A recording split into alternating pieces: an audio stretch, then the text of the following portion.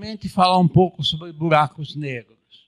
Novamente, gravidade, eu jogo uma bola para cima, qual é a altura máxima que ela atinge? Ela resulta da compensação entre a energia cinética inicial e a energia potencial gravitacional atrativa que vai puxando a bola de volta. Isso também vale para um foguete da NASA na escala astronômica. Então, se o foguete quer escapar da atmosfera, ele precisa superar a velocidade de escape, que pode ser estimada por um cálculo de mecânica clássica elementar. Eu escrevo que a energia cinética se torna igual à energia gravitacional, que é o produto da massa do foguete pela massa da Terra, vezes a constante gravitacional G, dividido por R. Então, isso me dá o quadrado da velocidade de escape como 2gm sobre R. R é a altura de subida do foguete mais o raio da Terra. Se eu faço o cálculo, isso dá 11,2 km/s, que é a velocidade de escape de um foguete. Em 1875, um astrônomo chamado John Michell aplicou esse resultado de maneira totalmente imprópria, mas ele não sabia disso, tomando para a velocidade de escape a velocidade da luz, c.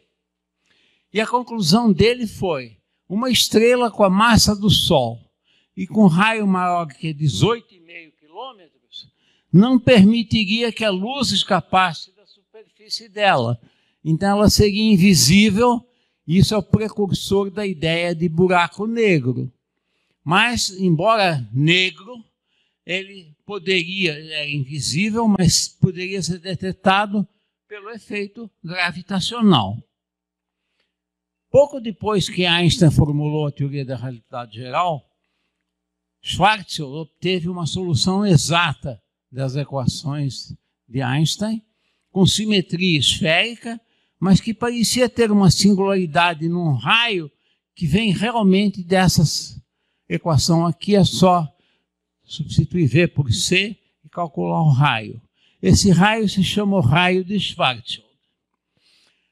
Então, uma estrela funciona como uma espécie de reator termonuclear que queima hidrogênio e hélio no seu interior.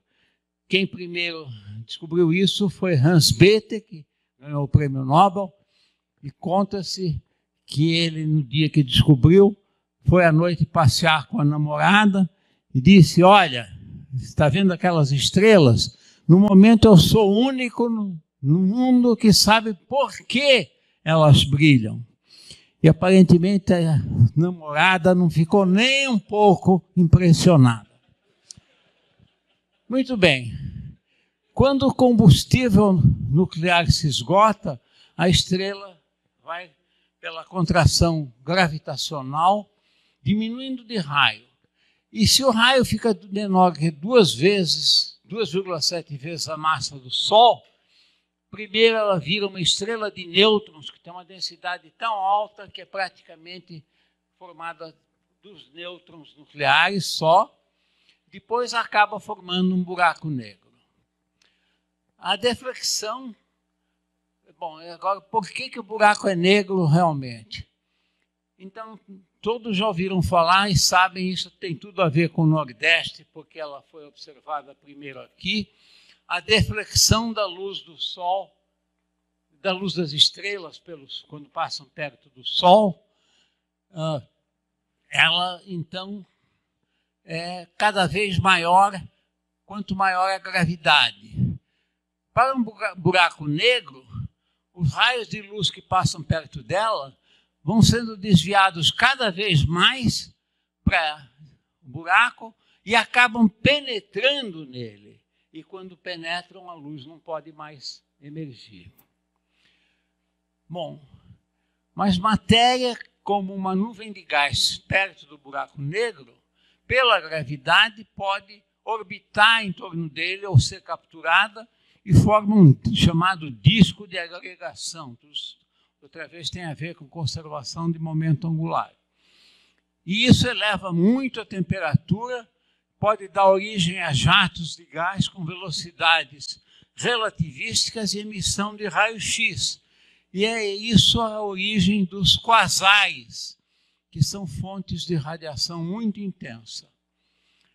Buracos negros de massa muito grande, da ordem de 100 mil a 1 bilhão de massas do Sol, costumam estar no núcleo de galáxias, inclusive a Via Láctea, onde já foram observados bastante pelo movimento em torno dele. E, recentemente, a detecção de ondas gravitacionais mostrou pela primeira vez uma colisão entre dois buracos negros, a fusão entre eles, e abriu uma nova janela maravilhosa para a exploração do universo. Bom, eu quero acabar mostrando como a física está longe de estar concluída. Os que quiserem começar a trabalhar nela têm muito problema para trabalhar. Em 1979, o Hawking propôs que um buraco negro não é bem negro. Ele pode emitir radiação por um processo quântico. Na teoria quântica de campos é possível, no vácuo, a criação transiente de um par partícula-antipartícula, que vive por tempos muito curtos, tem a ver com o princípio de incerteza. Quando um deles é formado perto do buraco negro, um dos componentes pode ser capturado e o outro emerge e dá origem a uma radiação, quer dizer, ele não é negro, ele emite radiação que se mostrou ser radiação térmica. Então, ele tem uma temperatura que, aliás, é inversamente proporcional à massa do buraco e leva a ele, finalmente, a ser evaporado. Mas tudo que caiu num buraco negro, que contém informação, aparentemente, o que acontece com essa informação quando ele se evapora? Bom, já o fato de existir radiação térmica contradiz princípios fundamentais da mecânica quântica. E, em particular, o princípio básico é a conservação de probabilidade. E já houve muitas propostas para tentar explicar o que acontece. Mas, a meu ver, não há nenhuma que seja satisfatória até hoje. Então, um princípio básico da teoria quântica parece estar sendo violado.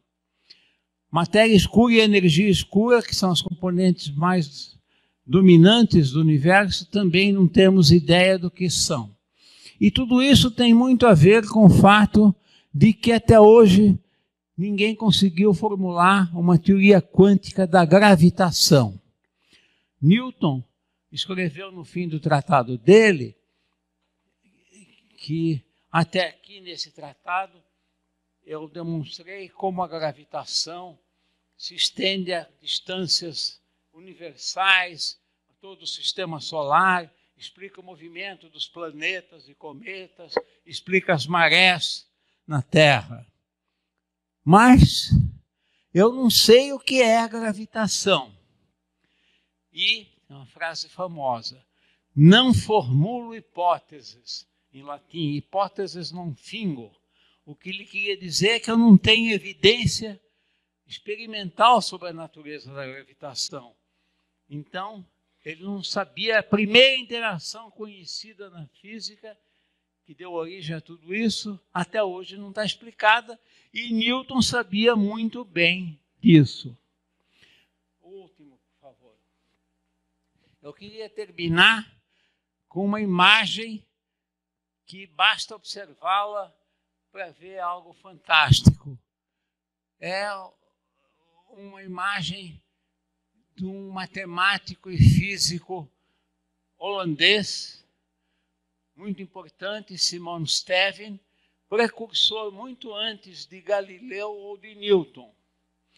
E ele explicou o equilíbrio num plano inclinado, que parece paradoxal que um peso de 2 quilos de um lado equilibra um peso de 4 do outro lado. Então, ele explicou isso por este diagrama, imaginando que ele tem um colar de contas enrolado em torno desse plano, e diz o seguinte: suponha que esse lado é mais pesado e puxa o anel para baixo, mas o anel dá a volta e ele reproduz a configuração inicial. Então, isso nunca terminaria e eu teria um movimento perpétuo que é impossível. E, com isso, ele estava antecipando, no século XVI, ideias básicas da física de hoje, a existência de simetrias e leis de conservação. E ele colocou isso no frontispício de um livro de mecânica e poderia estar gravado no seu túmulo, às vezes é chamado o epitáfio de Stevin. Então, em holandês, é Wonder is geen wonder. Tradução: é uma maravilha, mas não é um milagre.